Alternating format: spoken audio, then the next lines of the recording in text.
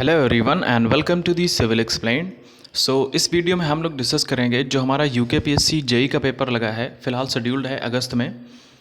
अगर वो टाइम पे होता है तो आपके पास सिर्फ 2 महीने बचे हैं, ठीक है। उसको हमें कैसे टारगेट करना चाहिए, आज इसके बारे में हम लोग डिस्कस करेंगे।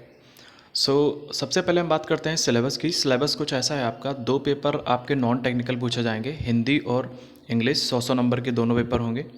फिर आपका जो टेक्निकल है उसमें आपके 2 पेपर पूछे जाएंगे 180 के, यानी कि एक क्वेश्चन यहाँ पे 2 नंबर का है, यानी कि आपका टेक्निकल जो है वो 720 मार्क्स का है, यानी कि टोटल आपके 920 मार्क्स बनते हैं, ठीक है। अच्छा, इंटरव्यू है नहीं इस बार, ये थोड़ी अच्छी न्यूज़ है आपके लिए।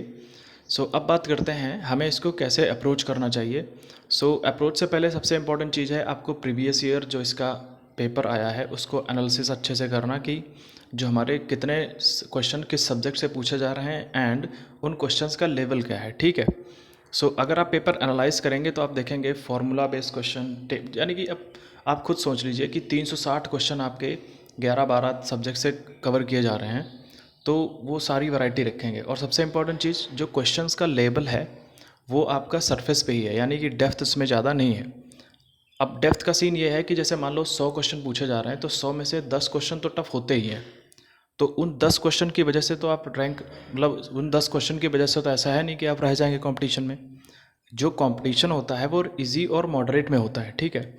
अगर इजी और मॉडरेट आपको अच्छे से कर ले जाएं तो आपका कंपटीशन हर हाल में निकल जाएगा, और with with good rank, right. Important ये है, आपको इजी और मॉडरेट पे पकड़ बनानी है। और वो जो इजी और मॉडरेट है वो इस जेई के पेपर में अगर आप प्रीवियस ईयर वाले में देखेंगे तो वो उसका जो लेवल है वो काफ़ी सरफेस पे है, यानी कि बिल्कुल भी डेप्थ वाले क्वेश्चन नहीं है। पता लगा डायरेक्ट फार्मूला बेस्ड क्वेश्चन है, या फिर उन्होंने क्या करा, डायरेक्ट टेबल से क्वेश्चन पूछ लिया है। सबसे इम्पोर्टेंट ये है कि आपको जो सिलेबस गिवन है वो पूरा सिलेबस पता होना चाहिए, एक भी टॉपिक वहाँ से छूटना नहीं चाहिए, ठीक है। फॉर एग्जांपल आप एरीगेशन ले लीजिए। एरीगेशन से सेकंड पेपर में अराउंड 110 से 120 क्वेश्चन पूछे जा रहे हैं, ठीक। अब उसमें मान लीजिए आपने सिलेबस का एक टॉपिक छोड़ दिया, यानी कि आपके 2 से 3 क्वेश्चन गए वहाँ से। अगर आपने एक चैप्टर छोड़ दिया तो आपके 7 से 8 क्वेश्चन वहाँ से चले जाएंगे, ठीक है। एरीगेशन एक ऐसा सब्जेक्ट है जिसके आपके जितने हो सके क्वेश्चन करो, ठीक है, डिफरेंट बुक्स से, जो भी आपके पास बुक्स अवेलेबल हैं। और फिर आप, अगर आपके पास तब भी टाइम बच रहा है तो आप जो आपकी स्टैंडर्ड बुक है उसको भी आप रिवाइज कर सकते हैं एक बार, ठीक है। अगेन डेप्थ में नहीं जाना है, सरफेस पे ही पढ़ना है, ठीक है। अब बात करते हैं ये आपके जो क्वेश्चन है या कहाँ से कवर करने चाहिए। तो आप कौन सी बुक सॉल्व कर रहे हैं, इट डजेंट मैटर।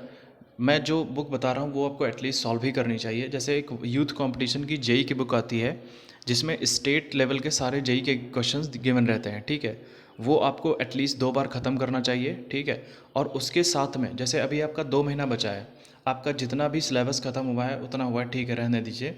आप अभी से टेस्ट सीरीज ज्वाइन कर लीजिए। ये बिल्कुल मत सोचना कि टेस्ट सीरीज जब पेपर को 20 दिन बचेंगे, 15 दिन बचेंगे तब ज्वाइन करूँगा, ऐसा बिल्कुल मत करना। टेस्ट सीरीज अभी से स्टार्ट कर दो। बाकी वो मैटर नहीं करता है आप किसकी टेस्ट सीरीज़ ले रहे हो, चाहे जिसकी टेस्ट सीरीज़ लो, बट अभी से स्टार्ट कर दो टेस्ट सीरीज़, ठीक है। अच्छा, अगर हम बात करें टेक्स्ट बुक की, टेक्स्ट बुक में ये फ़ायदा है, जैसे आपने मान लो एक टेस्ट सीरीज़ ली तो आपके जितने भी अलग जो जेई के एग्ज़ाम्स होते हैं उनकी टेस्ट सीरीज़ आपको फ्री में मिल जाती है। तो आप वहाँ से भी बहुत सारे वैरायटी ऑफ क्वेश्चंस कर सकते हैं। क्वेश्चन आपको मैक्सिमम क्वेश्चन आपको रिपीटेड ही मिलेंगे, ठीक है। 360 क्वेश्चन है, ये अपने आप से बैठ के नहीं बनाएंगे, ठीक है, इधर उधर से ही डालेंगे। हाँ, कुछ क्वेश्चन बिल्कुल नए मिलेंगे आपको, तो उन क्वेश्चंस की आप, वो क्वेश्चन किसी को नहीं आते होंगे। मुद्दा ये है जो क्वेश्चन सबको आ रहा है वो आपको आना चाहिए हर हाल में, ठीक है। तो उसके लिए आपको जितने क्वेश्चन हो सके वो करना है। एंड आपको आपका जो सिलेबस है, यानी कि जो आपने नोट्स बनाए हैं उनको भी साथ में रिवाइज करते रहना है, ठीक है। ये हो गई। और सबसे इम्पॉर्टेंट चीज़, अब बात करते हैं जो हमारा नॉन टेक्निकल है, हिंदी हो गया। जैसे हिंदी की एक बुक आती है घटना चक्र की, उसमें सारे एमसीक्यू बेस्ड क्वेश्चंस होते हैं, पीसीएस लेवल से लेके जितने भी लोअर लेवल के एग्ज़ाम्स होते हैं डिफरेंट स्टेट के, वो आपको उस बुक में मिल जाएंगे। आप उसको 2 बार कर लेंगे, आपके 90+ क्वेश्चन वहाँ से आराम से बन जाएंगे, ठीक है। फिर आपका इंग्लिश आता है। इंग्लिश के लिए आप चाहे तो कोई यूट्यूब चैनल प्रेफर कर सकते हैं। वैसे सही तो ये रहेगा आप कोई बुक मंगा लें, ठीक है। और जैसे जो सीजल लेवल की बुक्स आती हैं उनको मंगा लें, और उनको बस, मुद्दा ये है कि आपको कॉन्सेप्ट पता होना चाहिए, ठीक है। जैसे डायरेक्ट इनडायरेक्ट है तो उसका आपको कॉन्सेप्ट पता होना चाहिए कि कैसे रिपोर्टेड स्पीच या जो हमारा वर्ब है कैसे बदलता है, बस इतना पता होना चाहिए। कॉन्सेप्ट बिल्कुल कॉन्सेप्ट पे क्वेश्चन होगा, बिल्कुल सरफेस पे, ठीक है।